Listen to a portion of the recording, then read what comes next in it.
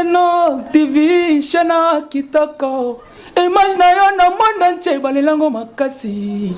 Génor TV nangai, bana kini basepeli makasi. Ba diaspora, bana Congo. Bosunga Génor TV, ekende liboso. Shana munene, Génor TV, Shana munene. Image na yo na monde entier balelango makasi. Génor TV nangai, bana Congo basepeli makasi. Bana kini, chaîne oiza pona bino. Pour nous dans mon image non par-ci par-là, on a ces là qui fort, bana Congo, bana Poto, ba diaspora. Vous s'abonner à la chaîne Abino Génor TV, minga rolo desati.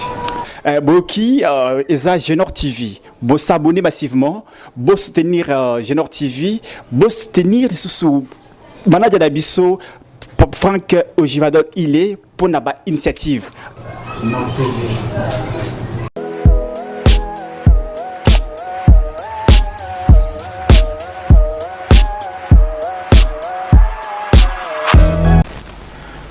Merci beaucoup, très chers abonnés et téléspectateurs de la chaîne Génor TV. C'est votre humble serviteur Franck Ojvaldo sur le plateau avec mes 4 invités. La question que nous allons aborder dans cette émission, c'est relative à la dissolution du Fonds social. Je crois que vous êtes au courant de cela. Et puis la Banque mondiale, qui était partenaire potentiel de cette structure étatique, elle a retiré sa subvention dans cette structure. Voilà, je suis sur ce plateau avec mes 4 invités, qui sont considérés comme des actionnaires, des partenaires aussi du Fonds social qui a été dissous par l'ordonnance présidentielle. Je vais passer par la présentation de mes invités. Celui qui est à ma droite, vous le connaissez déjà. PCA Mbumba, il est là pour les comptes de la société civile. Parce que les autres invités qui sont avec nous, ils sont des victimes de cette dissolution. Voilà pourquoi il est sur notre plateau pour défendre les intérêts de la population. Et dans les comptes du Fonds social, nous avons Francis Kazadi, c'est un entrepreneur. Il est là. Bonjour, monsieur Francis Kazadi. Voilà. Après lui, c'est monsieur Consolateur Caputo. Il est aussi entrepreneur. Monsieur Consolateur, bonjour. Bonjour, monsieur Franck. Merci beaucoup. Et de l'autre côté, nous avons Hervé Loukoussa.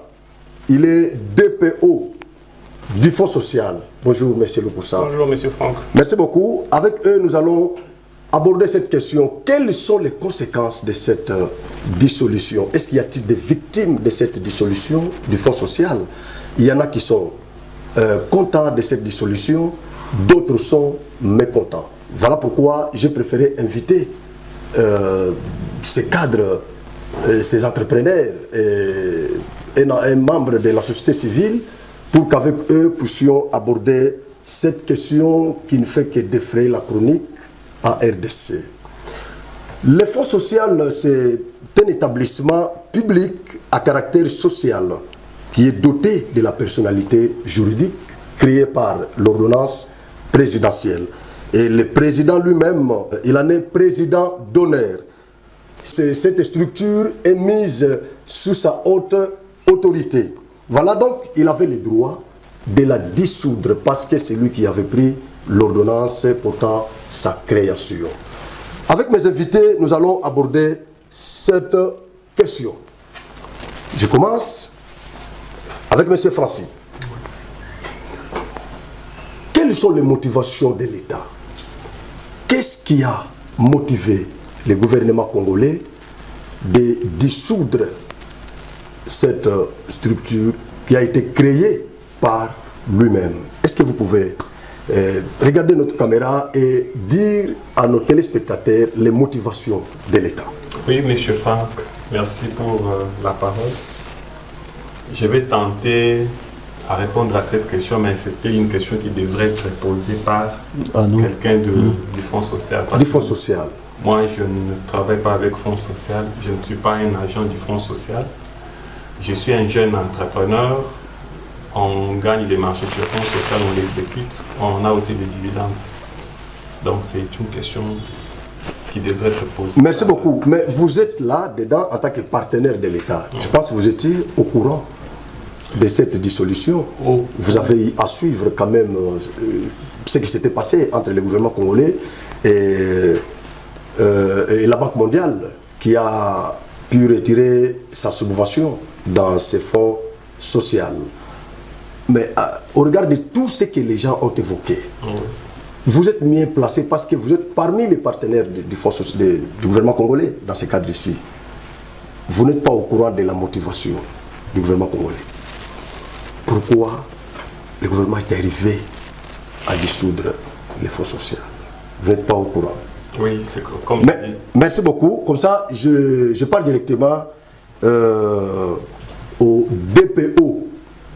Je pense que vous pouvez être mieux placé pour nous en dire. Merci pour la Quelles parole. sont les motivations de l'État? Merci pour la parole. Je crois que je vais commencer par éclairer la lanterne. Monsieur Franck, quand vous dites que la Banque mondiale s'est retirée, déjà il faut commencer par là. La Banque mondiale ne s'est pas retirée. La Banque mondiale a suspendu sa participation au projet. D'accord. Donc ça veut dire que pendant la période transitoire, ils seront en train de débattre avec les fonds sociaux. Et quand ils auront trouvé un compromis, je crois que la Banque mondiale reviendra. Donc la Banque mondiale est encore partenaire du Fonds social jusqu'à nouvel ordre. Elle n'a pas retiré sa participation. Elle est encore là. Mais seulement que la décision prise était, selon la Banque mondiale, non conviviale. Donc c'est-à-dire qu'elle n'a pas été partagée entre la Banque mondiale et les gouvernements. Ouais. Alors, pendant que les discussions sont en cours, la Banque mondiale a suspendu les financements et a suspendu sa participation. Donc il serait prématuré ici de dire que la Banque mondiale s'est retirée, ce qui n'est pas le cas. Et moi, étant que consultant du Fonds social, consultant du projet STEP 2, je crois que j'ai suffisamment d'informations sur ça. D'après les dernières informations, il s'est fait que jusque-là, les choses avancent positivement. Et d'ailleurs, on est déjà, je crois, à 80% d'après les dernières informations qu'on a eues. Donc, il faut déjà éclairer sur ces points-là. La Banque mondiale est encore partenaire. Et s'il faut aller jusque dire ici la motivation profonde qui a poussé les présidents à dissoudre les fonds sociaux, ça on n'est pas mieux placé. C'est lui seul qui a la primeur de ces décisions et c'est à lui qu'il faut poser la question. Ou bien peut-être au gouvernement. Je crois bien que ce sera beaucoup plus humble de le faire de cette manière-là. D'accord, merci.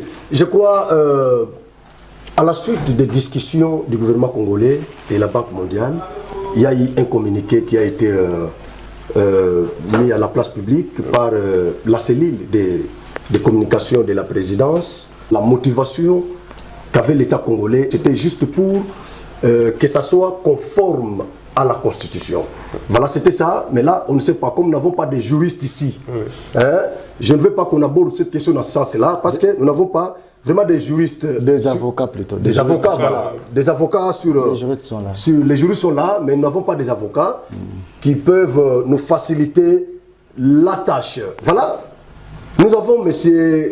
Consolateur. Monsieur Consolateur, quelles sont les conséquences de cette décision étatique? Est-ce qu'il y a-t-il des victimes de cette décision de l'État? Vous avez la parole. Merci beaucoup. Moi, je vais commencer par donner quelques éclaircissements par rapport aux questions précédentes. D'accord. Il y a eu des interventions, celle de mon collègue qui est entrepreneur et celle d'un de nos confrères aussi, ingénieur, qui est consultant au projet STEP 2. La question de savoir si la banque s'était retirée, je crois qu'il a suffisamment répondu, mais je vais bondir sur sa réponse pour essayer de répondre à votre question qui est celle de comprendre quelles sont les conséquences, est-ce qu'il y a réellement des victimes. Je voulais d'abord, avant de donner mon explication, dire que nous sommes parmi ces victimes-là. Voilà même la raison qui nous a poussé de pouvoir venir et exprimer cette douleur, ces problèmes, ces souffrances, toutes ces difficultés que nous avons depuis la décision de la dissolution. Ici, nous voulons aussi souligner que nous ne nous attaquons pas directement à la présidence, à l'acte qui a été posé par le président de la République, notamment la dissolution du Fonds social.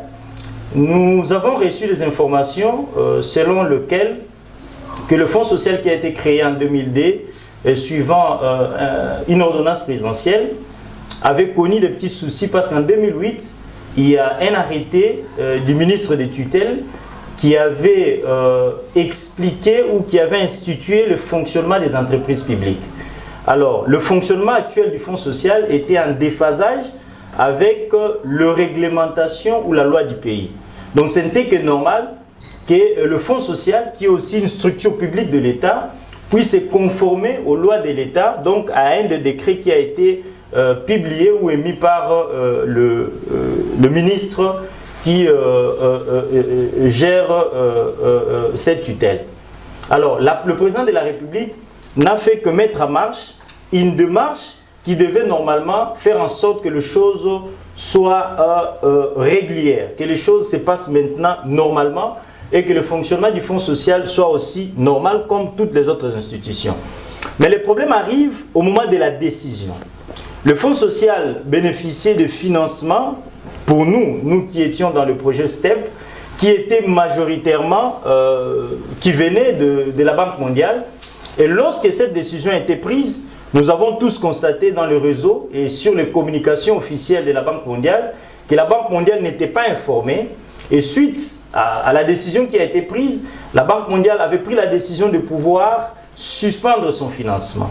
Donc nous aujourd'hui, nous sommes victimes directement de la démarche qui a été menée. Je disais que nous n'attaquons pas la décision, mais lorsqu'une décision est prise, il y a des mesures d'accompagnement ou des actions qui sont menées pour mettre en place une décision. Mais il n'y a pas eu une période ou un moment qui a permis à ce que cette décision soit mise en place et que nous puissions connaître cette phase transitoire de l'ancien fonds social qui est en déphasage avec la loi pour avoir le nouveau fonds social de la République et continuer, comme le président de la République avait dit, que le nouveau fonds social bénéficiait du passif et des actifs de l'ancien fonds social. Mais en réalité, ce que nous constatons est que le projet qui était là, le STEP que nous bénéficions, pour lequel nous étions bénéficiaires en tant que jeunes entrepreneurs, avait mis des moyens, nous avions des projets, et je voulais aussi souligner ici que le fonds social était la seule structure de l'État qui a fait des projets dans les Kasaï où, au bout d'une année, nous avons vu de projets se réaliser. Parce que nous avons souvent l'habitude et ne pas finir. Mais curieusement, cette décision a fait que même la structure qui était le miroir de la mise en œuvre de certains projets qui, auprès des populations, même nous, les jeunes entrepreneurs, nous savions que c'était des projets qui étaient arrivés avec le nouvel élan, la nouvelle manière de faire du président de la République. Le président avait promis de faire des jeunes entrepreneurs de millionnaires. Je crois que nous étions dans cette démarche avec 5 ou 6 projets. Tu peux avoir des chiffres d'affaires de millions et nous tendions à cet idéal qui était posé par le président pendant son quinquennat. Nous étions dans cette démarche, mais cette décision brusque est tombée et a fait que, avec le retrait du financement de la Banque mondiale, nous sommes aujourd'hui bloqués. Bloqués pourquoi? Parce qu'il n'y a aucun paiement, il n'y a aucune facture. Et à ces jours où nous sommes en train de parler, tous les travaux sont bloqués, tous les chantiers sont bloqués. Les bénéficiaires directs et indirects ne bénéficient absolument de rien parce qu'ils vivent de paiements, de factures, ils vivent des achats, ils vivent des travaux, ils vivent de tout ce qui se fait sur chantier. Aujourd'hui, vous avez, je vous donne un exemple, un village qui n'a jamais connu de travaux de construction, mais qui a le matériau local, le moellon, le sable, qui a pris le goût de pouvoir vendre le moellon, vendre du sable. Vous comprenez que lorsque vous injectez de l'argent dans un milieu rural, vous sentez qu'il y a un changement, il y a un changement qui s'opère.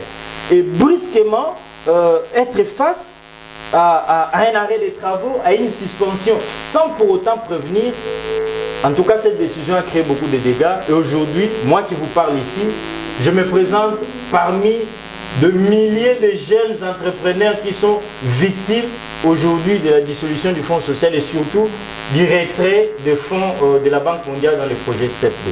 Merci beaucoup. Là, je m'adresse au PCA du collectif Didia Kasaï. En tant que société civile sur notre plateau, la Banque mondiale, par ses statistiques, a répertorié près de 600 000 victime de cette décision. Vous, en tant que société civile, vous êtes là pour défendre les intérêts des Congolais.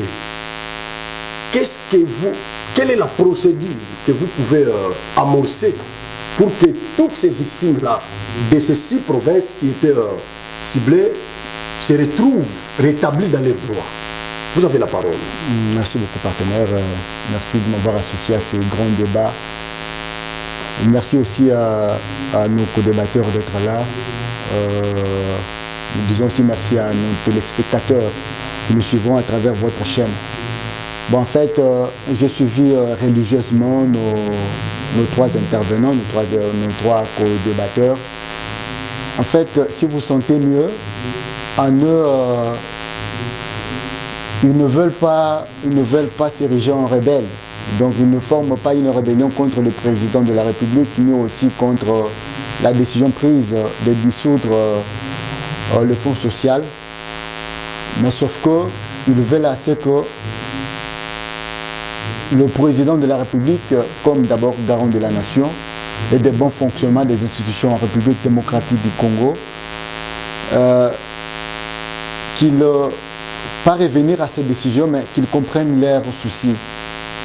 Dès lors que les lois sont votées dans l'intérêt de la population, nous sentons avec la dissolution de l'ancien fonds social et les nouveaux, qu'il y a fissure. Il y a fissure entre la décision prise par le chef de l'État et les attentes de la population. Parce qu'en créant le fonds social, le président d'abord a garanti les emplois aux jeunes. Il a, je crois, lors d'une tribune, évoqué lui-même qu'il ferait des millionnaires congolais. Congolais. Nous avons des entreprises qui œuvrent en RDC et ces entreprises-là ont en son sein aussi certains manœuvreux. Mais dès lors que vous frappez les entreprises, vous frappez d'abord, vous frappez encore vous frappez les entreprises et en même temps vous prenez des décisions unilatéralement. Bon, ça c'est un peu fort. Oui, unilatéralement par rapport aux institutions de Bretton Woods qui veulent aussi une certaine consultation avant de prendre des décisions. Mais je parlerai vous frappez les entreprises et vous frappez aussi le fonds social. Parce que quand il y a des solutions, bien qu'il y a des transferts, des passifs et des actifs tels que vous l'aviez dit, mais il y a toujours des conséquences. Moi, en tant que population, je suis victime. D'abord parce qu'il y a nos mamans qui étaient engagées, qui par moments quittaient nos demeures pour nous chercher des à manger. Quand vous engagez des gens, donc c'est supposé qu'ils ont un salaire, mais subitement, sans être consultés, non, là où ça me fait un peu mal, c'est sans terminer les projets. Voyez-vous, quand il y a quand même un projet qui a un début, il y a aussi une fin de ce projet-là. Donc tout est chronométré et tout est en conformité avec le contrat. C'était un contrat que les mamans ont signé avec les entreprises, que les partenaires aussi ont eu à signer avec les fonds sociaux. Maintenant, vous vous réveillez sans être averti, directement vous êtes attaqué. Je crois que le président qui va nous suivre à travers votre chaîne a tout intérêt de pouvoir nous écouter parce qu'il est le président de la République, il gère la population. Monsieur le président de la République qui nous suit actuellement à travers cette chaîne de Genor TV, les gens que vous voyez à travers cette caméra ne sont pas des expatriés, ils sont congolais. Vous avez promis à cette population, à cette jeunesse qui est actuellement avec moi sur ce plateau, que vous ferez deux millionnaires. Ces jeunes que vous voyez sur ce plateau se sont battus. Ils ont postulé comme tout le monde, ils ont gagné ces marchés. Et aujourd'hui, il se trouve en difficulté par rapport au fond. Il y a des projets qui sont en cours. Je sais que votre décision, en tant que garant de la nation des bons fonctionnements des institutions, vous l'avez prise par rapport à ce que vous avez vu, que l'ancien fonds social ne se conformait pas à un certain règlement à la loi ou à la loi de la République. Mais il y a eu transfert. Est-ce que vous avez eu à entendre les cris? C'est partout, Monsieur le Président de la République. Partout où fonds social fonctionnait, il y a eu des troubles. La population est inquiète actuellement. Je ne vous demande pas de revenir sur la décision, mais d'instruire, soit à l'actuel DG, de regarder les dossiers en souffrance, de continuer toujours le décaissement tel que c'était prévu, soit, comme les institutions de Bretton Woods, j'ai eu à entendre ici qu'à un certain moment, ils ont stoppé le financement, de les consulter et que ces projets-là reviennent. Parce que notre souci d'abord, c'est le social de la population. Nous avons besoin que l'argent circule. Nous avons besoin que les jeunes deviennent millionnaires. Mais avec cette dissolution, nous nous sentons mal. Nous sommes en mal de positionnement en tant que population.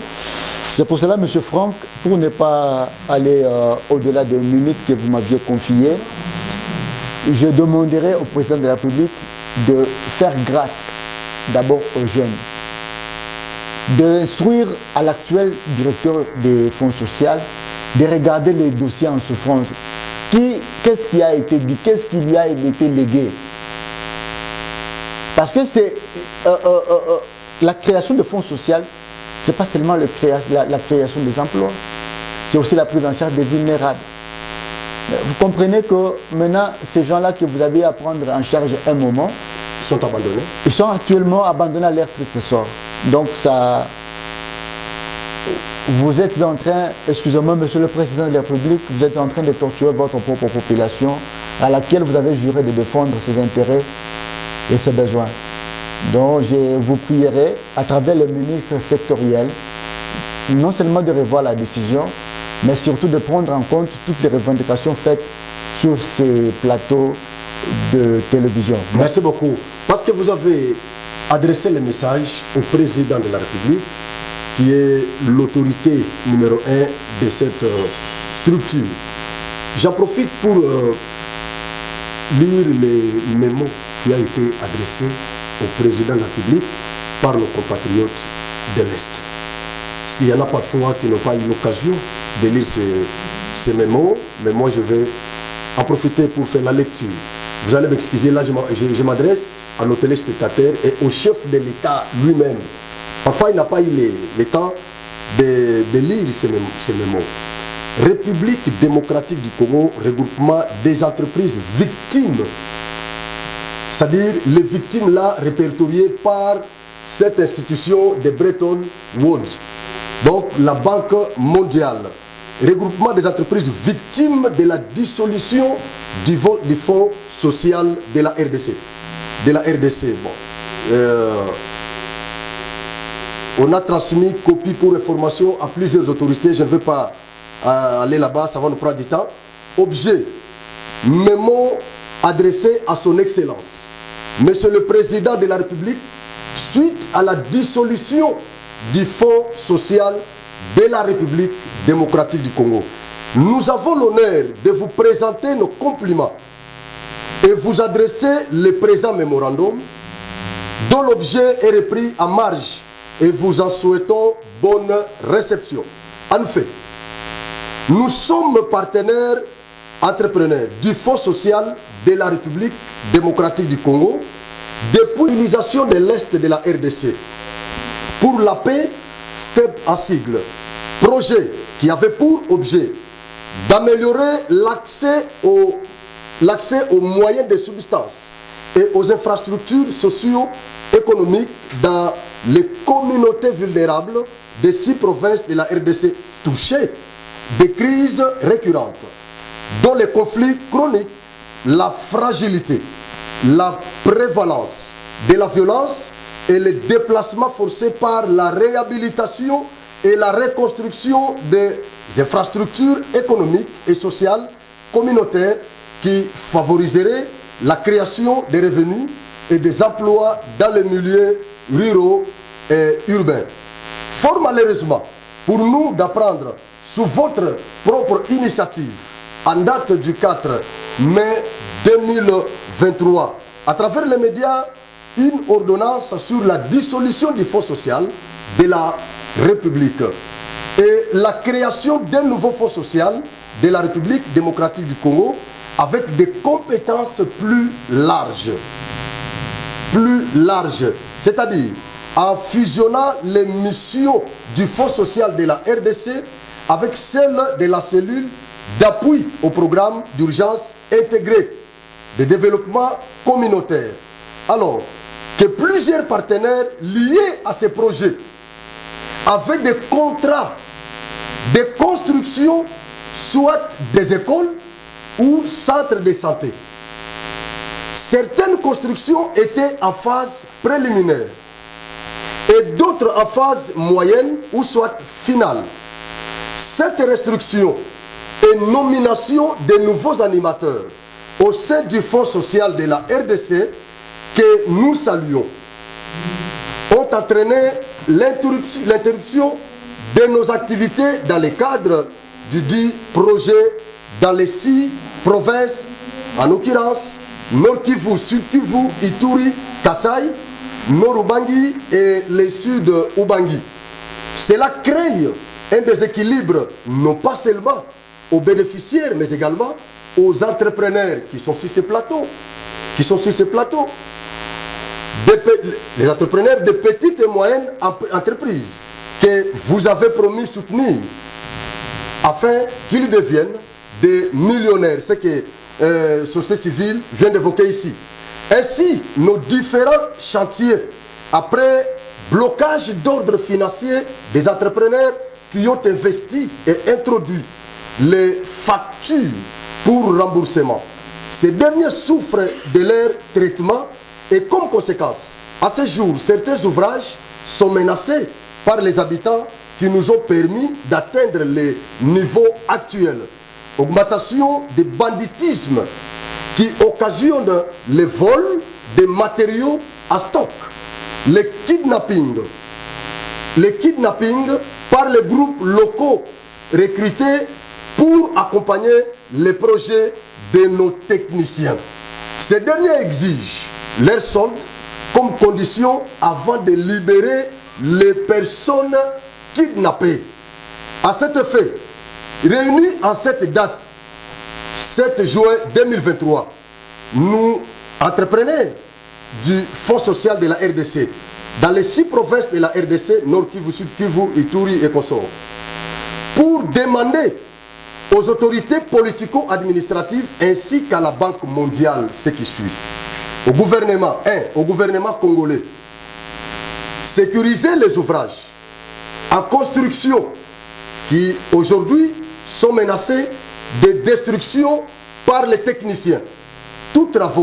Les techniciens tous travaux, entre parenthèses TT, et fournisseurs de travaux non satisfaits et qui nous traitent de tous les maux possibles, de pallier ou subvenir au manque à gagner occasionné par la détérioration de certains matériaux de construction, entre parenthèses ciment et autres.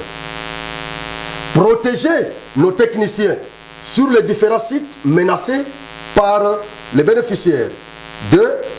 À la Banque mondiale de tenir compte du taux d'intérêt des emprunts à la banque et aux différents créanciers.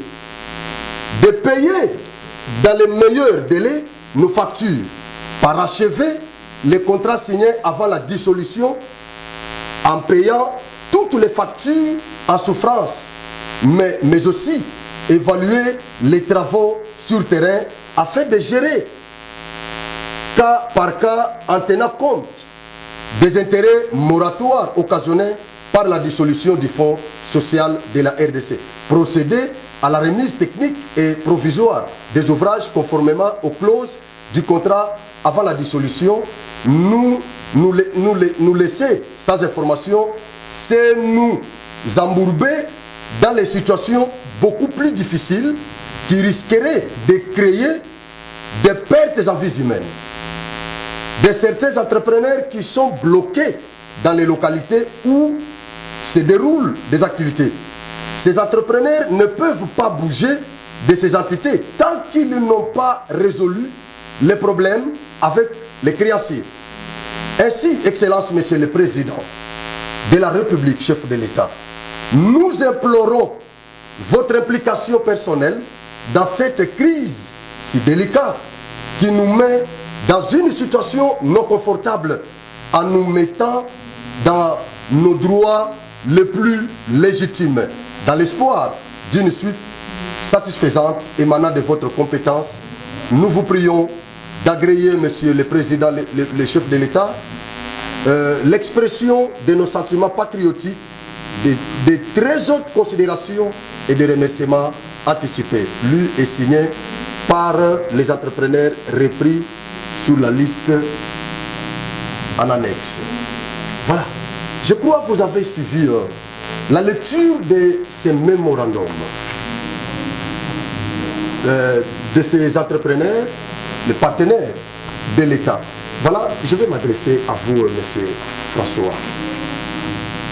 Est-ce que vous pouvez expliquer en détail, nos téléspectateurs, comment ça s'est fait? Parce que nous savons que les partenaires financiers du Fonds social, c'est la Banque mondiale qui avait mis une enveloppe de près d'1 milliard de dollars pour financer tous ces projets-là qui étaient ciblés.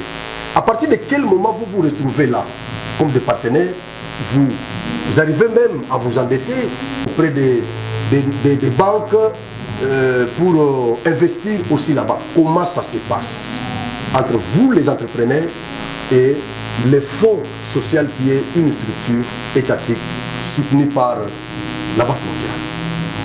Merci, M. Franck, pour la parole encore.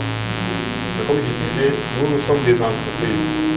Donc le Fonds social est là, il a des marchés qu'il va octroyer aux entreprises compétentes.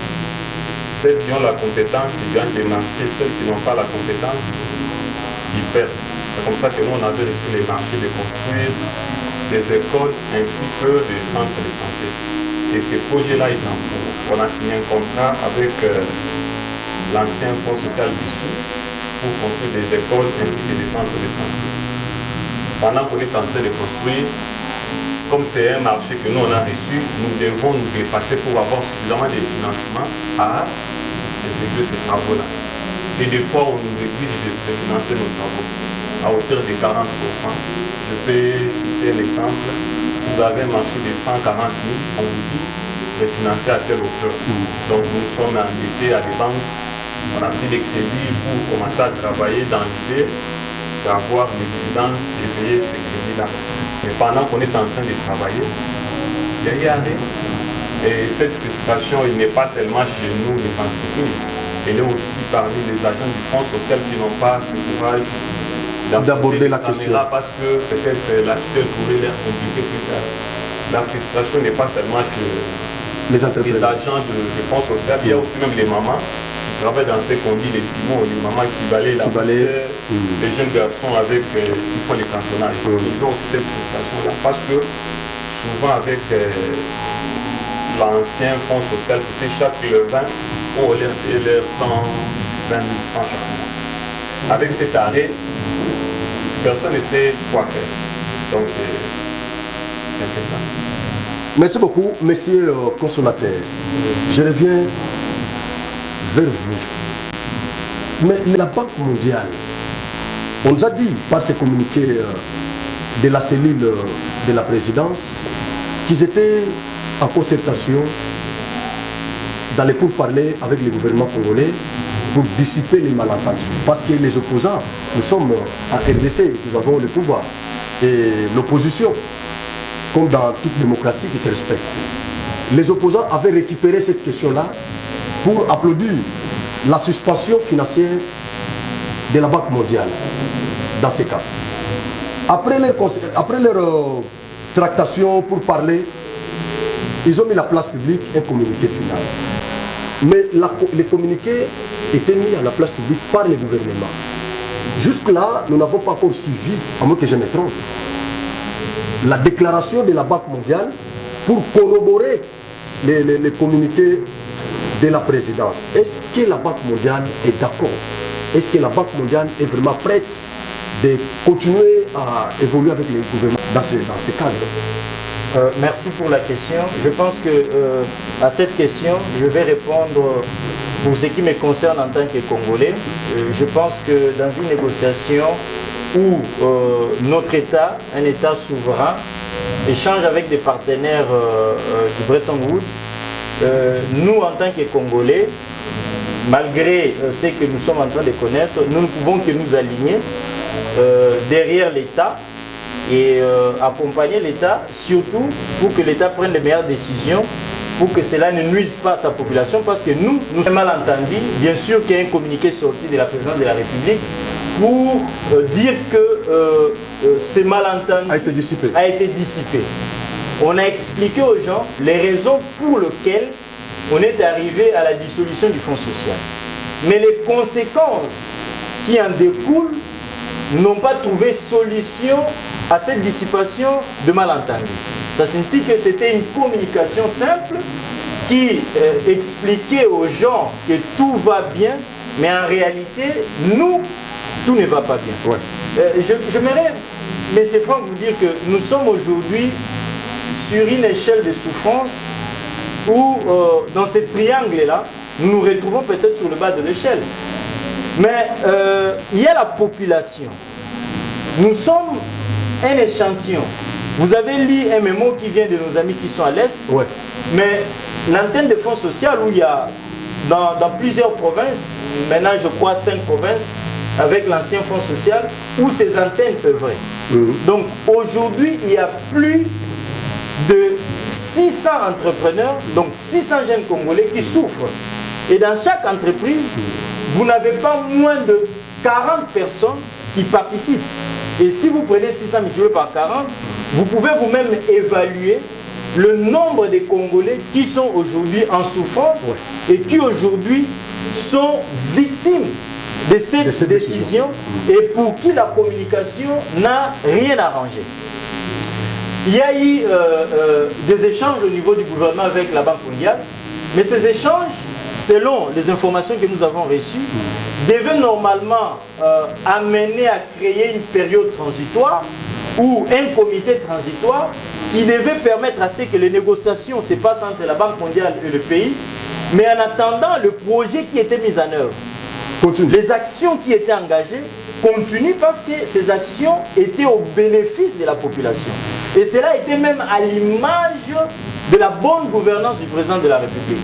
Mais malheureusement dans la mise en œuvre de cette décision, même malgré cette communication, il n'y a pas eu un approfondissement des décisions qui étaient prises. Donc, on nous a laissé à la merci de tout ce que vous avez cité ici. Ça veut dire que ce n'était pas réfléchi, la décision? La décision a été prise pour que les choses s'améliorent. Mais malheureusement, ça posait des victimes. Dans la mise en œuvre de ces décisions, il y a des victimes que nous sommes. Je vous ai dit que nous nous représentons peut-être dans le triangle de souffrance. Cette petite échantillon, mais nous sommes au bas de l'échelle. Je vous explique. Nous avons été recrutés comme étant entreprise. Moi, je suis entrepreneur, je suis chef d'entreprise. Je gagne un contrat, je le signe. Mais pour sa mise en œuvre, ce n'est pas moi, ni ma maison, ni ma femme, ni le membre de ma famille, mais c'est la population qui se trouve dans la zone du projet, qui sont le premier bénéficiaire parce qu'ils savent que c'est un projet de l'État. C'est le gouvernement à travers le Fonds social qui vient mettre en œuvre, qui vient donner une réponse par rapport aux problèmes qui ont été identifiés dans cette zone-là. Donc le premier bénéficiaire sont la population ou les populations de cette zone-là. Ces populations-là sont naturellement et normalement dans des zones rurales, des populations vulnérables. Donc, apporter un projet ou une réponse à leurs problèmes est déjà la meilleure façon de pouvoir améliorer leurs conditions de vie. Vous comprenez? Ça signifie que nous nous recevons des moyens, que nous injectons de cette population pour se retrouver. Maintenant, imaginez-vous que cette décision qui a été prise et qui aujourd'hui a ses conséquences qui ont fait que tout s'arrête. Moi qui suis entrepreneur qui bénéficie de l'argent auprès du Fonds social et indirectement de la Banque mondiale, n'a plus le moyen de pouvoir aller injecter ces moyens auprès de la population. Ouais. Et automatiquement, ces populations souffrent parce que vous les avez habitués à quelque chose. Ici, je crois que les gens diront, mais d'ailleurs, de toutes les façons, ces projets ne seraient pas éternels. Bien sûr. Mais les gens savent que ce projet n'est pas éternel. Mais les gens se préparent à la fin d'un projet. Ouais.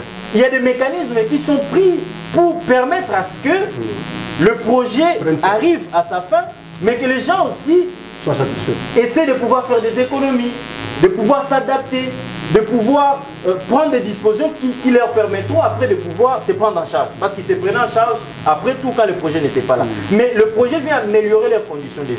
Cette décision a fait que ces populations souffrent encore et davantage.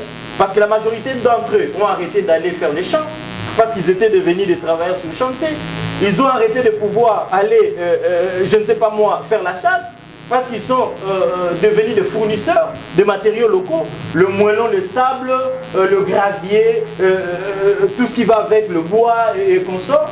Alors vous les arrêtez, ça signifie qu'ils n'ont aucune activité, ils ne vont plus aller rentrer au champ parce qu'ils n'ont aucune productivité. Et vous voyez, ça signifie que ce sont les premiers qui souffrent terriblement.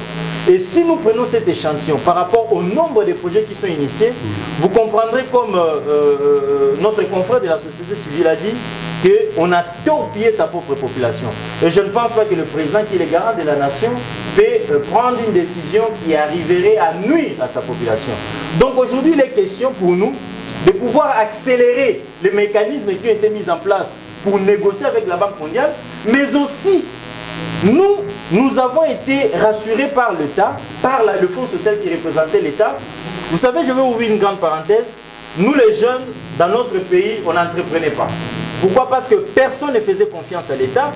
Tous les projets de l'État ne se terminent jamais ou ne se terminaient jamais parce qu'il y avait des détournements de fonds.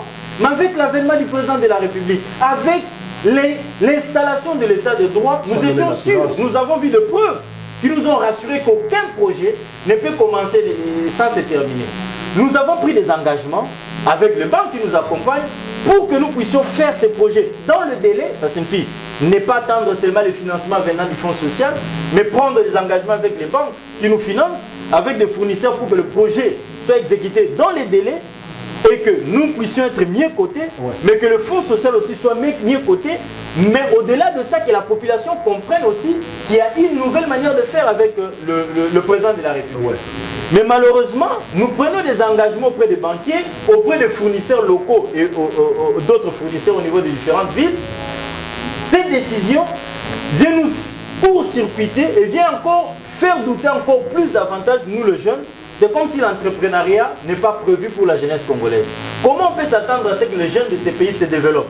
Qu'il y ait des changements majeurs, qu'on ait de millionnaires dans les 10 ans, dans les 15 ans, si l'entrepreneuriat, qui est même le moteur de développement ou de la transformation de la société, n'est pas appuyé, n'est pas accompagné.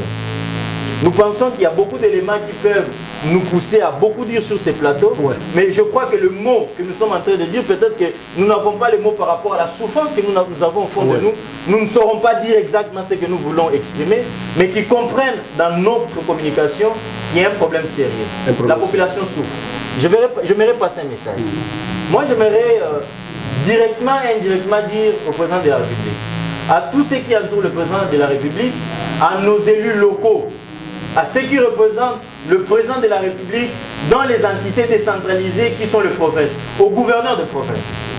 Vous êtes sur place, vous palpez le problème de la population et vous êtes mieux placé à donner cette communication au président et faire comprendre aux gestionnaires et aux dirigeants la nécessité de pouvoir prendre le plus rapidement possible une décision qui viendra trouver une solution à nos problèmes. Moi, j'aimerais rappeler, je ne vais pas intimider les gens, mais je rappelle parce que c'est une réalité que nous connaissons tous, que dans quelques mois, nous serons face aux élections. Ça signifie que nous allons répondre à l'appel des élus et nous allons les évaluer par rapport à leur contribution à la société et à leur engagement de pouvoir nous défendre. Aujourd'hui, ce qui se passe et ce qui se fait nous frustre et dérange la population. Je suis un individu, peut-être que je n'ai que ma femme et mes 2 enfants. 4 personnes ne représentent absolument rien comme voix. Mais je vous jure que ce que cette décision a posé, ce que ce problème a créé et ça continue de créer, touchera des millions de populations qui seront en désaccord avec la gouvernance que nous avons accompagnée, que nous continuons d'accompagner, mais qui aura des problèmes. Et surtout vous les élus locaux, vous aurez des problèmes à venir encore dans nos villages, dire un mot, parce que vous n'avez pris aucune initiative, vous n'avez rien fait, et on n'a vu personne, si ce n'est que nous-mêmes les jeunes, si ce n'est que la population qui souffre et qui, heureusement, bénéficie des voies de communication comme le vôtre, pour que nous puissions parler, pour que nous puissions exprimer nos problèmes.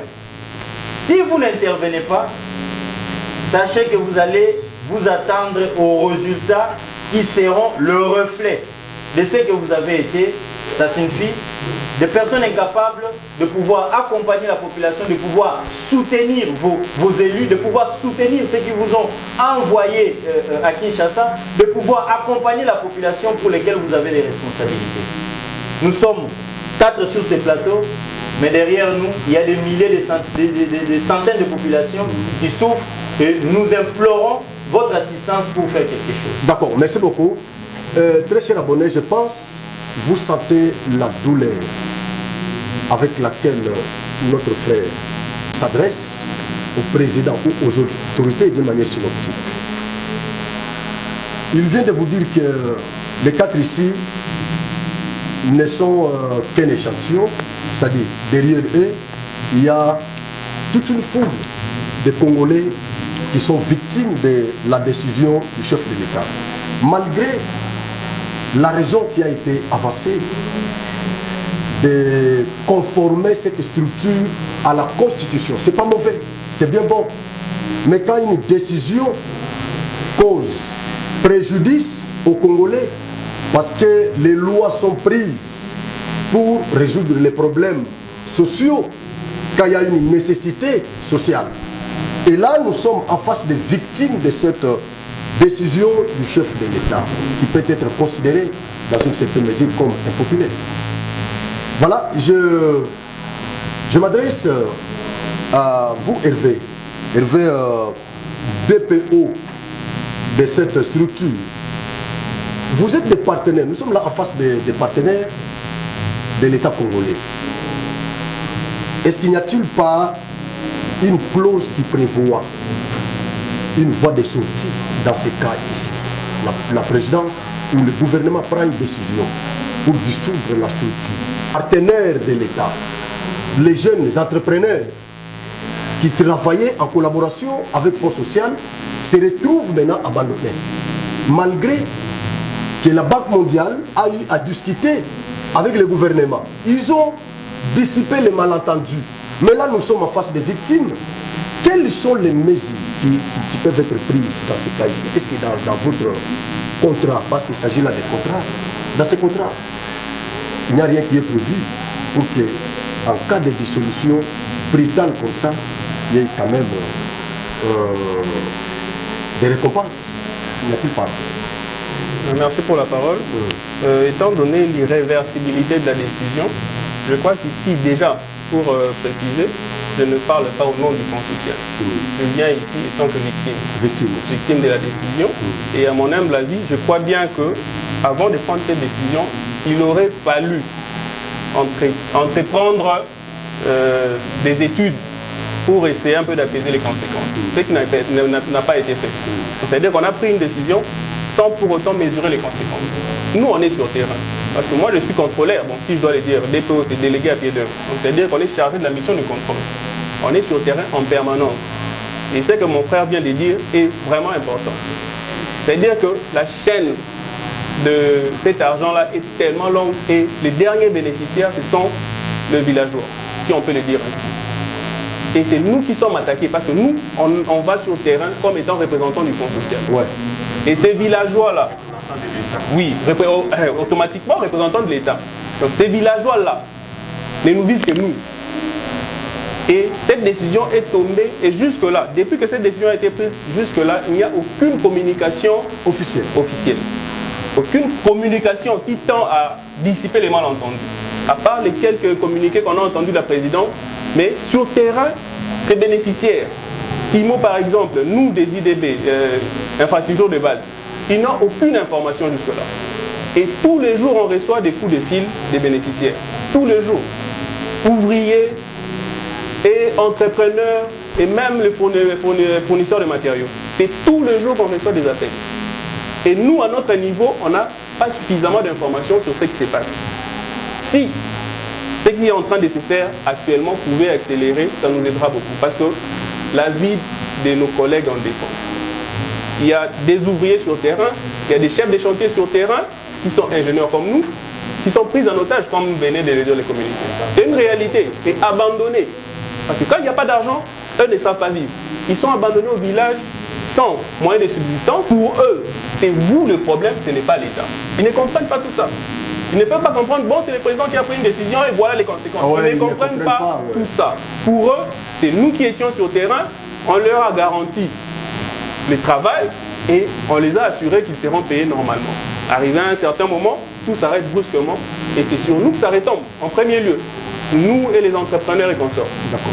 Donc c'est un peu ça ce que je pourrais... Merci beaucoup. Je pense, autour de cette table, je suis passif. Je suis passif, pourquoi? Parce que je suis en face des victimes qui veulent s'adresser au gouvernement congolais. Je vous donne la parole, PCA, en tant que société civile. Vous avez dans votre intervention condamné l'État, c'est normal comme d'habitude, comme vous le faites souvent. Voilà. Alors, qu'est-ce qui devait être fait pour qu'il n'y ait pas de victimes? En amont, si c'était vous à la place du président de la République, qu'est-ce que vous aurez fait pour que nous n'enregistrions pas de victimes comme c'est le cas? Merci beaucoup, M. Franck. Je crois que l'actuel gouvernement, d'ailleurs, n'avait que laissé le bilan de présenter à la population, c'était celui de Fonds social. C'était l'unique bilan qui lui restait. Donc ce n'était que la dernière chance. Et dès lors qu'ils ne se sont pas saisis de cette chance pour faire valoir ce gouvernement qui, d'ailleurs, est actuellement digéré avec beaucoup de tâtonnements. Vous verrez avec nous, d'ailleurs vous l'aviez constaté, que depuis là, toutes les mesures qui sont prises vont toujours à l'encontre de la volonté de la population. Non, on ne gère pas des mesures impopulaires. On ne prend pas des décisions qui vont à l'encontre de la volonté des souverains primaires. Parce que le pouvoir vient d'eux. Dès lors que c'est la population qui vous donne le mandat, vous devez tenir compte aussi de ces revendications. La demande politique actuellement de la population de la RDC, en particulier celle du Kassai central, c'est la révision ou la révisitation de la décision prise et aussi la conformité et les mesures d'accompagnement de l'acte que venait de prendre le président de la République.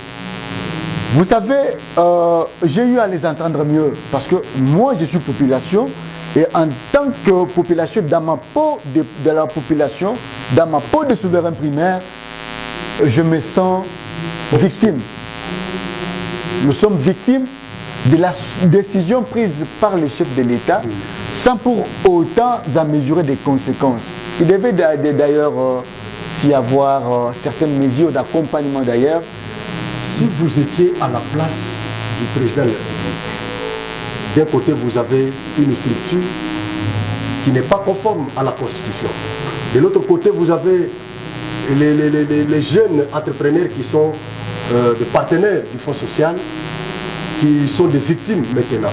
Si vous étiez le chef de l'État à sa place, entre la loi et les victimes, quelle est la décision que vous voulez prendre? Monsieur Franck, en vertu du principe de continuité de service public de l'État, le chef de l'État pouvait facilement d'ailleurs. Je n'ai pas vu la nécessité de dissoudre l'ancien fonds social. S'il vous plaît, s'il vous plaît, s'il vous plaît, s'il vous plaît. Moi, je parle de la nécessité. Vous pouvez parler de la conformité. Moi, je parle de la nécessité. je n'ai pas vu la nécessité de dissoudre l'ancien fonds social et d'en créer d'autres. Pourquoi ne pas revisiter les contrats à l'interne pour ne pas créer des victimes? Et dès lors que la décision, notre ami l'ingénieur a parlé de l'irréversibilité de la décision du chef de l'État. Elle est déjà prise. Mais actuellement, on doit tenir toutes les conséquences qu'il y a. Il ne peut pas revenir à cette décision. Exactement. Si c'était déjà une ordonnance prise, il y a le nouveau fonds social qui est actuellement en marche. Non, c'est la théorie de l'acte contraire, en fait, l'ingénieur. Donc, c'est la décision du président qui a en créé d'autres. C'est déjà en vigueur. Oui, c'est déjà en vigueur. Donc, on ne peut pas revenir sur ça. Acceptons, c'est déjà passé. Mais nous devons tirer les conséquences. Ne pensez pas, tout ce monde-là qui entoure le président de la République, ne pensez pas que vous gérez sur base de vos propres humeurs, mais plutôt vous gérez pour l'intérêt de la population qui vous a donné mandat. Que ce soit au niveau de la députation, que ce soit au niveau du gouvernement. Actuellement, ce que veut la population de la RDC d'une manière générale, et en particulier celle du Kassai central. Et d'ailleurs, M. Franck, il tient de vous rappeler ici, à Kananga, au Kassai central, les événements de titre mémoire de Kamonan Tsapo. L'avènement de fonds social a essayé de récupérer tout ce monde-là qui s'est présenté comme Kamonan Tsapo et autres, à pouvoir comprendre que non, on ne peut pas s'attaquer à l'État et actuellement, on leur a donné du travail. Donc, cette récupération-là d'une frange de la population a soulagé un peu certaines personnes qui, au lieu de se livrer à certains actes ignobles, ils se sont dit, non, actuellement, nous avons un travail que nous devons privilégier. Donc, ces gens-là qui s'attaquaient à un certain moment à la population se sont vus donner un travail. Donc, maintenant, ils se comportaient comme partenaires de l'État. Mais tout ce monde-là, qui a eu abandonné les armes, qui a eu abandonné le flèche, comme on les appelle, le moketo abajani. Ils se sont dit, voilà, actuellement, on a un travail. Ils se retrouvent au chômage. Est-ce que vous en connaissez les conséquences? Est-ce que vous connaissez mieux le Kassai central? Est-ce que vous connaissez ce que la population là... Là, vous ne parlez pas seulement pour le Kassai central. Non. Nous avons nos frères de l'Est aussi. Je parlais d'une manière générale de la République démocratique du Congo, mais actuellement, c'est le Kassai central. Je suis congolais, mais je suis kassaïen. Tout d'accompagnement. Je demanderai d'ailleurs à tous ceux-là qui vont nous suivre que la population en a marre. La population en a marre, merci. La population en a marre. D'ailleurs, s'il vous plaît, M. Franck, excusez-moi, je vais terminer. Moi, je me porte garant. Personnellement, je vais accompagner nos frères. C'est considéré comme votre conclusion. Je ne serai pas large. Je vais vous accompagner. Vous avez notre accompagnement en tant que population. Et d'ailleurs, ne vous limitez pas ici. Vous avez fait passer votre message en tant qu'entrepreneur, en tant que jeune Congolais, en tant que population. Je préfère que vous multipliez plus de stratégies pour vous faire entendre. Parce que le chef de l'État est en train de gouverner parce que vous lui avez donné mandat. Yes. Le chef de l'État est actuellement appelé président de la République parce que vous avez accepté de lui donner le mandat. Mais dès lors que vous vous sentez inquiet, vous vous sentez lésé, vous devez saisir non seulement les juridictions, d'ailleurs, je vous accompagnerai dans tout ce que... Si vous voulez organiser une marche, je serai là. Si vous voulez écrire des lettres ouvertes directement adressées au président de la République, je serai là. S'il faut faire quoi que ce soit, mais que ce soit d'une manière pacifique... Ah d'accord, sinon oui, vous risquerez de tomber... Je serai là, je vais vous accompagner. Et la population actuellement qui nous suit, nous sommes en train de plaider pour vous.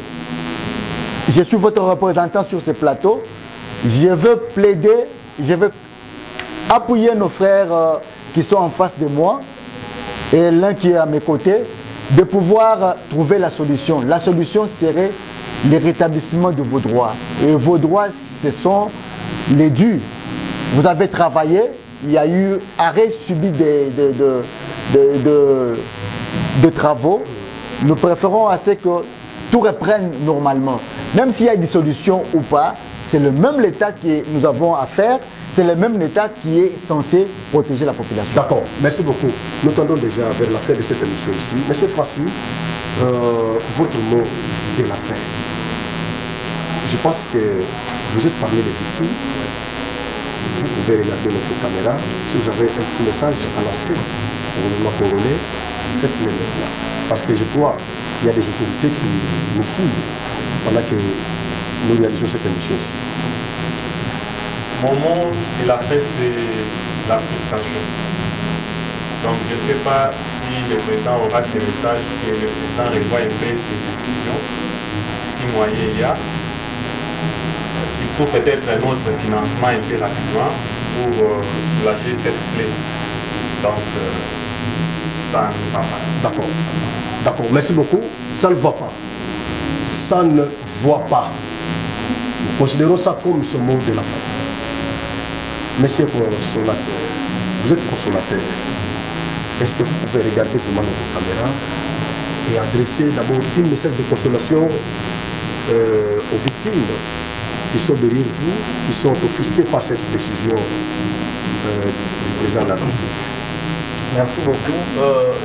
Le message de consolation, vous m'excuserez plutôt parce que je n'en ai pas. Moi-même, je suis victime des appels, de menaces qu'on va me jeter de mauvais sorts par mes ouvriers, par le chef de village, par les personnes avec lesquelles nous avons travaillé.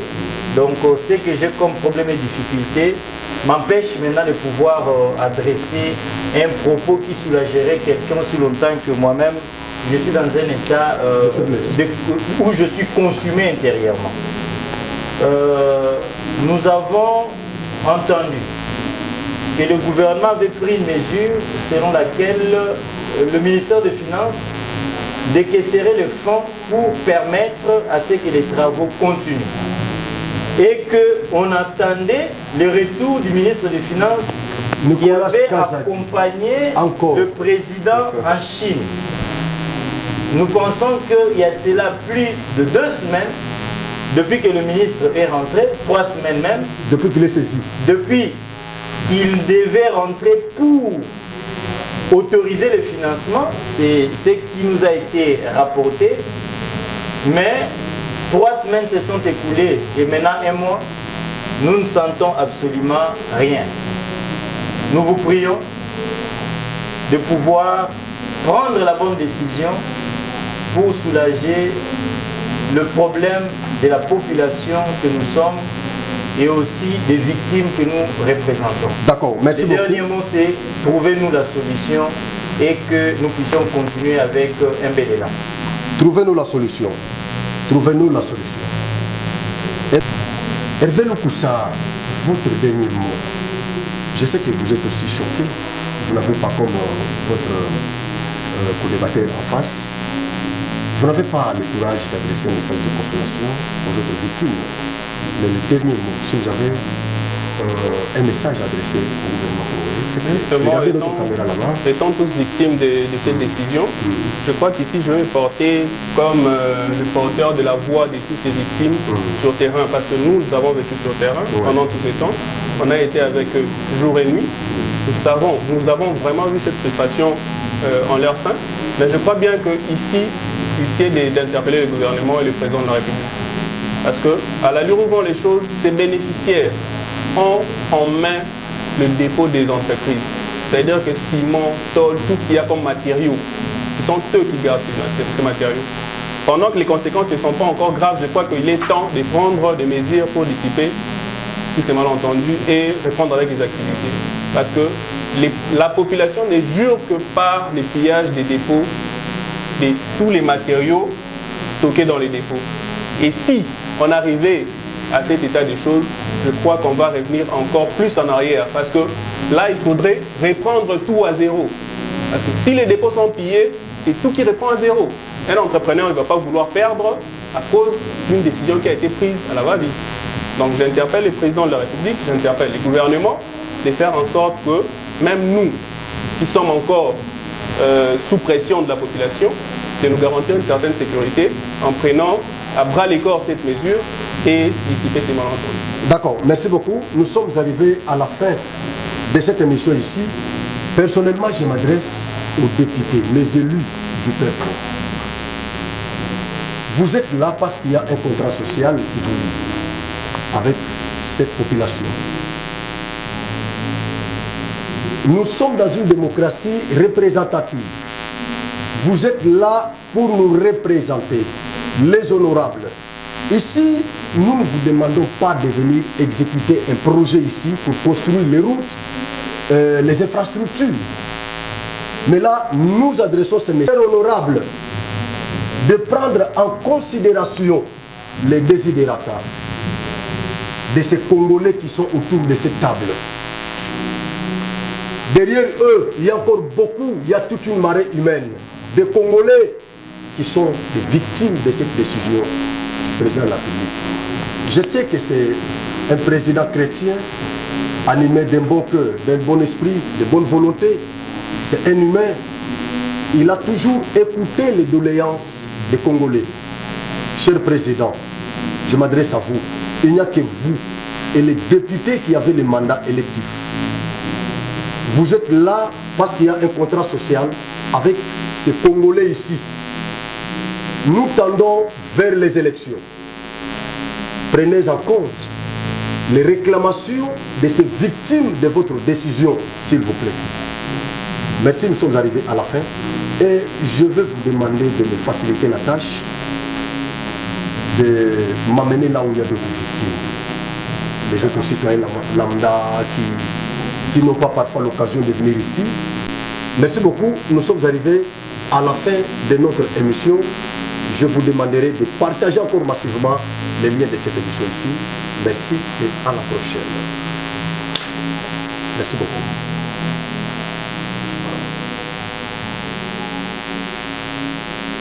Voilà.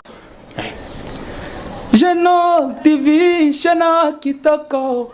Image na yo na monde entier balelango makasi. Genok TV nangai bana kini basepeli makasi. Ba diaspora bana Congo. Bosunga Genok TV ekende liboso. Shana munene, Genok TV, Shana munene. Image na yo na monde entier balelango makasi. Genok TV nangai bana Congo basepeli makasi. Bana kini chaîne oza pona bino. Pour nga moko dana moni ba image nango par-ci par-là. On a sepela qui fort bana Congo bana poto ba diaspora.